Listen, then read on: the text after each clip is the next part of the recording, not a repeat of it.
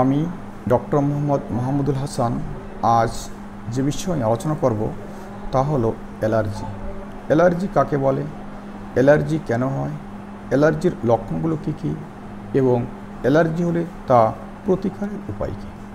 শিশু, পুরুষ ও মহিলাদের যাবতীয় রোগের প্রকৃত চিকিৎসা নিতে গুগল প্লে স্টোর থেকে হোমিও হেলথ কেয়ার অ্যাপটি ইনস্টল করে রেজিস্ট্রেশন করুন। বিস্তারিত জানতে besthomeodoctor.com ওয়েবসাইটটি ভিজিট করুন। অ্যালার্জি কাকে বলে? অ্যালার্জি বলতে বোঝায় আমাদের শরীরে রোগ প্রতিরোধের ব্যবস্থার একটি অস্বাভাবিক প্রতিক্রিয়া। কিছু জিনিসের সংস্পর্শে আসলে আমাদের হিউম্যানিটি সিস্টেম সেটিকে ভুলবশত ক্ষতিকর মনে করে, তাদের বিরুদ্ধে অ্যান্টিবডি তৈরি করে, যার ফলে এক ধরনের হিস্টামিন ও কিছু রাসায়নিক পদার্থ নিঃসরণ হয়, যা অ্যালার্জি আকারে প্রকাশ পায় এবং অ্যালার্জির লক্ষণ দেখা দেয়। এরপর আমরা জানব অ্যালার্জি কেন হয়। সাধারণত যেসব কারণে অ্যালার্জি হয়ে থাকে তা হলো পরিবেশগত কারণে অ্যালার্জি হতে পারে, যেমন ধুলাবালির সংস্পর্শে আসলে অ্যালার্জি হতে পারে। এছাড়া পোকামাকড়, পোষার প্রাণীর লোমেও অ্যালার্জি দেখা দিতে পারে।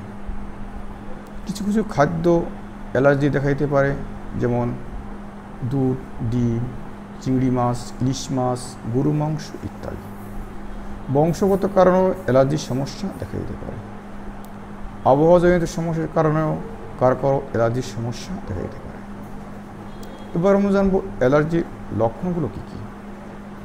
অ্যালার্জি হলে সাধারণত যে সকল লক্ষণগুলো দেখে বোঝা যায় তা হলো অ্যালার্জি হলে অতিরিক্ত হাসি কাশি দেখা দিতে পারে, একটানা এক নাগাড়ে কয়েকবার হাসি হতে পারে।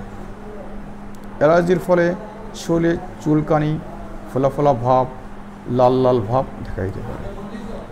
এছাড়া চোখ, নাক, কান, গলার ভিতর চুলকানি হতে পারে, যা খুবই বিরক্তিকর একটি বিষয়। এছাড়া বমি ভাব, বমি হতে পারে বা পেট খারাপ বা ডায়রিয়াও দেখা দিতে পারে। অতিরিক্ত অ্যালার্জির ফলে